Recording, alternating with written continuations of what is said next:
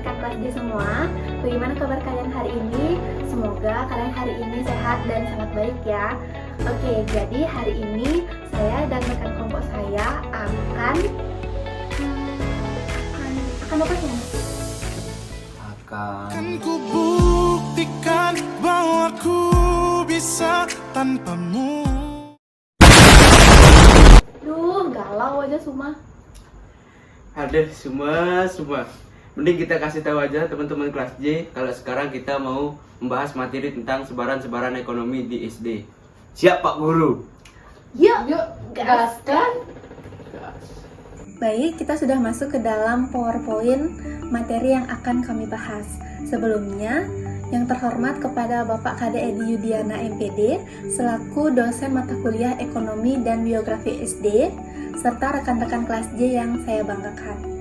Nah, jadi hari ini kelompok kami akan membahas tentang sebaran materi-materi di sekolah dasar. Sebelum itu, izinkan kami memperkenalkan diri terlebih dahulu. Perkenalkan, nama saya Pupindah Miranti Putri dengan NIM 2411031392 selaku moderator pada presentasi kali ini. Perkenalkan, nama saya Nian Dayani dengan NIM 2411031515. Baik, perkenalkan nama saya Giri Suma, NIM 2411031512. Perkenalkan nama saya Gede Satria Deva Wiratama, NIM 2411031387. Baik, sebelum kita beranjak ke pembahasan yang pertama, alangkah baiknya kita mengetahui latar belakang terlebih dahulu. Dalam perekonomian, merupakan salah satu aspek penting dalam kehidupan masyarakat. Perekonomian yang seimbang dan stabil dapat membawa kemakmuran dan kesejahteraan bagi masyarakat. Namun, perekonomian yang tidak seimbang dapat menyebabkan kesenjangan dan kemiskinan. Di Indonesia, perekonomian masih menghadapi beberapa tantangan seperti kesenjangan pendapatan, kemiskinan, dan pengangguran. Oleh karena itu, penting bagi siswa untuk memahami konsep sebaran ekonomi dan bagaimana perekonomian dapat mempengaruhi kehidupan masyarakat. Materi sebaran ekonomi di sekolah dasar itu bertujuan untuk membantu para peserta didik memahami konsep dasar perekonomian seperti produksi, distribusi, dan konsumsi, serta bagaimana perekonomian dapat mempengaruhi kehidupan masyarakat.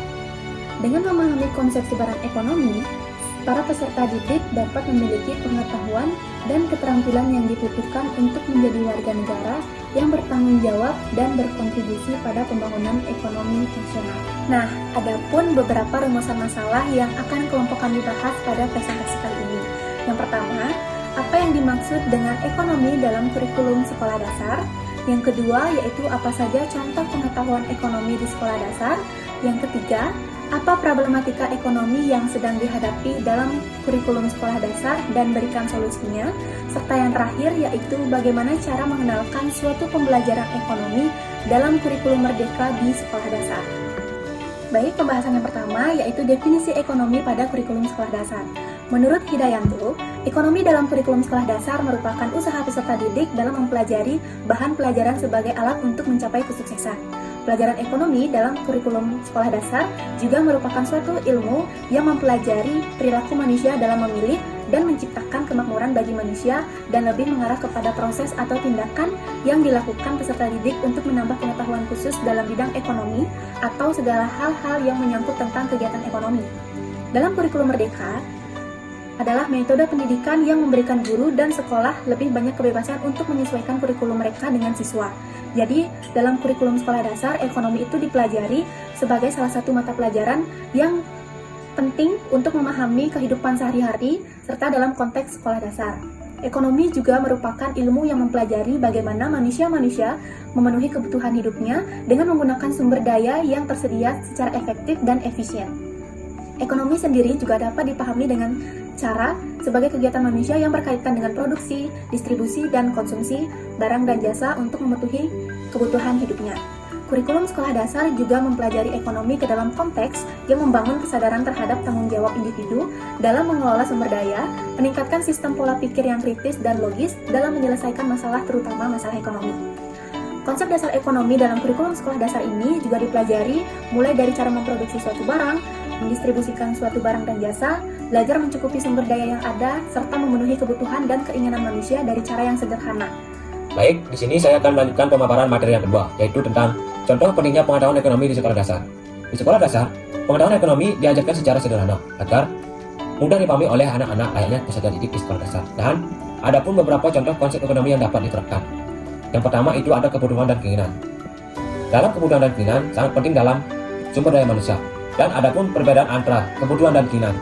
Contoh kebutuhan yaitu seperti makanan, pakaian, dan rumah. Sedangkan keinginan yaitu seperti mainan, permen, atau barang yang mewah. Dan yang kedua ada barang dan jasa. Dalam barang dan jasa, contohnya barang yang dapat direalisasikan yaitu seperti pensil, buku, dan sepatu. Dan jasa itu seperti guru yang sedang mengajar, dan dokter mengobati, tukang mencukur rambut. Dan yang ketiga ada sumber daya alam dan manusia. Manusia harus mengetahui bagaimana alam menyediakan sumber daya, yaitu contohnya seperti air, kayu, dan makanan, serta peran manusia dalam mengolah yang termasuk ke pembelajaran ekonomi. Dan yang keempat itu ada pekerjaan dan mata pencaharian. Para tenaga pendidik harus mengenalkan berbagai pekerjaan ekonomi yang bisa dilihat dalam kehidupan sehari-hari, yaitu contohnya seperti petani, nelayan, guru, dan dokter, dan bagaimana mereka berkontribusi dalam masyarakat. Agar para peserta didik mengetahuinya apa saja yang harus termasuk pekerjaan dalam pencaharian yang berkaitan dengan konsep ekonomi dan menghasilkan sumber daya kebutuhan yang ada. Dan yang kelima yaitu ada jual dan beli uang. Peserta didik wajib diberi pemahaman dalam bagaimana cara agar mereka memahami dasar tentang transaksi jual beli dan fungsi uang sebagai alat tukar. Dan yang terakhir itu ada menabung. Para tenaga pendidik wajib diajarkan mencoba untuk menabung. Contoh hal kecil yang dapat dilakukan di rumah yaitu seperti menabung di celengan agar bisa dijadikan sebagai bekal tambahan saat mereka menjalani dunia sekolah. Pelajaran ekonomi di sekolah lebih banyak diberikan melalui contoh nyata dan permainan simulasi agar anak-anak lebih mudah memahaminya. Dengan demikian, mereka bisa mengenali bagaimana ekonomi berperan dalam kehidupan sehari-hari. Baik, di sini saya akan memaparkan materi tentang problematika pembelajaran ekonomi di sekolah dasar dan solusinya. Masalah ekonomi dalam pendidikan, khususnya di tingkat sekolah dasar, memang sangat mempengaruhi kualitas pendidikan dan masa depan siswa. Berikut beberapa adalah pengembangan materi berdasarkan masalah dan solusi yang dapat direalisasikan. Yang pertama yaitu kurangnya sarana dan prasarana pendidikan. Kurangnya sarana dan prasarana pendidikan di banyak sekolah terutama di daerah terpencil menyebabkan proses belajar mengajar tidak optimal. Banyak sekolah yang tidak memiliki fasilitas yang memadai seperti ruang kelas yang layak, akses ke teknologi informasi, atau alat peraga pembelajaran yang memadai. Hal ini menghambat perkembangan kualitas pendidikan, membuat siswa kesulitan dalam memahami materi pelajaran, serta menciptakan ketimpangan antara daerah maju dan daerah tertinggal. Solusinya yaitu pemerintah perlu mengalokasikan dana yang cukup untuk memperbaiki dan membangun infrastruktur pendidikan di seluruh daerah. Yang kedua yaitu kesenjangan kualitas pendidikan antar daerah. Pendidikan di Indonesia masih mengalami kesenjangan yang signifikan antara daerah perkotaan dan pedesaan. Siswa di daerah perkotaan biasanya mendapatkan akses pendidikan yang lebih berkualitas dengan fasilitas yang lebih baik dan pengajar yang lebih modern. Sedangkan siswa di daerah terpencil seringkali terhambat oleh minimnya sumber daya dan kualitas pengajar yang tidak memadai. Solusinya yaitu untuk mengatasi kesenjangan ini, pemerintah perlu melakukan redistribusi sumber daya secara lebih adil, memperkuat sistem pendidikan di daerah tertinggal, dan memberikan pelatihan intensif bagi guru di daerah tersebut. Yang ketiga yaitu masalah finansial siswa. Banyak siswa dari keluarga miskin menghadapi kesulitan finansial yang menghalangi mereka untuk melanjutkan pendidikan. Beberapa dari mereka bahkan terpaksa berhenti sekolah karena tidak mampu membayar biaya sekolah, membeli buku, atau keperluan lainnya. Masalah ini memperburuk tingkat putus sekolah yang menghambat kemampuan mereka untuk bersaing di dunia kerja. Solusinya yaitu pemerintah dapat memberikan bantuan finansial melalui program beasiswa, bantuan langsung tunai atau BLT untuk pendidikan, atau menyediakan sekolah gratis di semua tingkat pendidikan dasar. Kemudian yang keempat, kemiskinan dan putus sekolah. Kemiskinan adalah faktor utama yang mempengaruhi putus sekolah, terutama di daerah-daerah dengan tingkat pengangguran yang tinggi. Siswa di daerah keluarga miskin seringkali dapat untuk membantu perekonomian keluarga, yang menyebabkan mereka tidak dapat melanjutkan pendidikan. Solusinya yaitu pemerintah perlu memperkenalkan program yang dapat mengurangi beban ekonomi keluarga, seperti program bantuan sosial atau pemberdayaan ekonomi keluarga miskin. Yang kelima yaitu kurangnya kesadaran orang tua mengenai pendidikan. Di beberapa daerah, terutama di pedesaan atau daerah dengan tingkat kemiskinan yang tinggi, banyak orang tua yang tidak menyadari pentingnya pendidikan di masa depan anak-anak mereka. Hal ini sering menyebabkan rendahnya tingkat partisipasi orang tua dalam mendukung pendidikan anak. Solusinya yaitu pemerintah perlu melakukan kampanye kesadaran mengenai pentingnya pendidikan kepada masyarakat. Setelah itu, dampak ekonomi terhadap pendidikan dan kompetensi siswa di pasar kerja. Masalah ekonomi dalam pendidikan memiliki dampak jangka panjang, baik bagi kualitas pendidikan maupun bagi kemampuan siswa bersaing di pasar kerja. Tanpa adanya fasilitas yang memadai, kualitas pengajar yang rendah, atau keterbatasan finansial, anak-anak yang mengalami hambatan ini mungkin akan kesulitan mengembangkan keterampilan dan pengetahuan yang diperlakukan di dunia kerja yang semakin kompetitif. Oleh karena itu, pendidikan yang lebih merata, berkualitas, dan infrastruktur yang sangat penting untuk memastikan bahwa setiap siswa memiliki peluang yang sama untuk berkembang. Untuk mengatasi masalah ekonomi dalam pendidikan, solusi yang dapat diterapkan antara lain memperbaiki infrastruktur pendidikan, meningkatkan kualitas pengajar, meningkatkan gaji guru dan kualifikasi, dan program beasiswa dan bantuan finansial.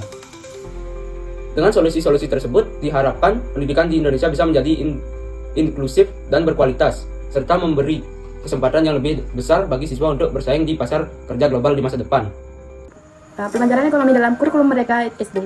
Mengenalkan pembelajaran ekonomi di tingkat SD dalam kerangka kurikulum mereka bisa dilakukan dengan cara yang menarik, interaktif, dan kontekstual agar siswa dapat memahami konsep-konsep dasar ekonomi secara menyenangkan. Berikut ada beberapa pembelajaran ekonomi yang dapat dilaksanakan. Yang pertama, pemahaman prinsip kurikulum merdeka. Memahami kurikulum merdeka dalam memberikan ruang bagi pembelajar yang fleksibel dalam berbasis pada minat serta kebutuhan siswa. Yang kedua, ada melalui dengan konsep dasar yang relevan. Di sekolah dasar, sangat penting untuk melalui dengan pengenalan konsep-konsep dasar ekonomi secara sederhana. Berikut ada pun beberapa konsep yang kita dikenalkan, yaitu pertama, kebutuhan dan keinginan. Yang kedua, barang dan jasa. Ada kebutuhan dan keinginan menjelaskan adanya perbedaan antara kebutuhan yang penting untuk hidup dan adanya keinginan yaitu lebih bersifat tambahan. Barang dan jasa mengajak para siswa memahami apa itu barang dan jasa serta apa saja contoh-contoh melakukan kegiatan barang dan jasa dan kehidupan sehari-hari. Yang ketiga ada pembelajaran melalui permainan. Anak-anak atau peserta didik lebih mudah memahami konsep ekonomi jika disampaikan melalui permainan atau simulasi. Ada pun beberapa ide permainan ekonomi yang bisa kita dicoba, yaitu yang pertama ada permainan pasar, yang kedua simulasi pembuatan anggaran. Permainan pasar, siswa bisa memainkan peran sebagai pembeli dan penjual dalam simulasi pasar untuk memahami konsep transaksi dan uang. Simulasi pembuatan anggaran, para guru mengajak siswa merencanakan pengeluaran mereka, misalnya menggunakan uang jajan atau membeli barang dan jasa yang mereka butuhkan. Yang keempat ada gunakan cerita atau kisah kehidupan dalam sehari-hari. Gunakan cerita atau contoh nyata dari kehidupan sehari-hari yang melibatkan kegiatan ekonomi. Yang kelima ada aktivitas berbasis proyek. Dengan kurikulum merdeka yang mengedepankan pembelajaran berbasis proyek, siswa dapat diajak untuk melakukan proyek kecil terkait ekonomi yang bisa mengembangkan ide-ide kreativitas mereka. Yang keenam ada diskusi dan refleksi. Mengajak siswa untuk berdiskusi tentang apa yang mereka pelajari setelah melakukan kegiatan atau permainan. Yang ketujuh ada penggunaan media kreatif dan interaktif untuk membuat materi ekonomi lebih baik. Lebih baik menarik guru bisa menggunakan media kreatif seperti gambar, video, atau permainan edukatif yang mengajarkan prinsip-prinsip ekonomi, misalnya menggunakan permainan yang mensimulasikan di sistem jual beli atau tabung. Yang ke-8 ada mengintegrasi ekonomi dengan pembelajaran lain. Dalam kurikulum merdeka, pembelajaran seringkali reintegrasikan dalam mata pembelajaran lain. Ekonomi bisa diselipkan dalam pembelajaran matematika seperti menghitung uang atau membuat anggaran. Seni, menggambarkan poster tentang kegiatan ekonomi atau PPKN, berbicara tentang tanggung jawab ekonomi sebagai warga negara. Yang ke-9 ada pendekatan berbasis nilai. Ajarkan juga nilai-nilai penting dalam ekonomi seperti kejujuran, kerja keras, dan tanggung jawab. Yang ke-9 ada melibatkan orang tua dan komunitif. Untuk memperkaya pengalaman belajar, guru bisa melibatkan orang tua atau komunitif dalam pembelajaran. Misalnya mengundang orang tua yang memiliki usaha kecil untuk berbagi pengalaman tentang bagaimana mereka mengelola usaha dalam keuangan. Baik, materi semua sudah dijelaskan dan dipaparkan sangat jelas oleh teman saya. Yang terakhir yaitu kesimpulan. Perekonomian yang seimbang dan stabil sangat penting untuk menciptakan kesejahteraan masyarakat. Namun, Indonesia masih menghadapi tantangan seperti kesenjangan pendapatan, kemiskinan, dan pengangguran. Oleh karena itu, pemahaman siswa tentang sebaran ekonomi meliputi produksi, distribusi, dan konsumsi menjadi kunci agar mereka dapat berkontribusi menjadi warga negara yang bertanggung jawab dalam mendukung pembangunan ekonomi nasional. Sekian dari presentasi dari kelompok kami. Mohon maaf apabila ada kesalahan kata. Saya tutup dengan Parama Santi. Om Santi Santi Santi Om. Wassalamualaikum warahmatullahi wabarakatuh. Salam Namo Buddhaya. Salam kebajikan bagi kita semua. Dan salam harmoni. Tunggu dulu. Sebelum kita tutup, kita tanya Suma dulu. Suma, kata-kata hari ini Suma. Aku hanya bisa mengaguminya, tapi tidak bisa memilikinya.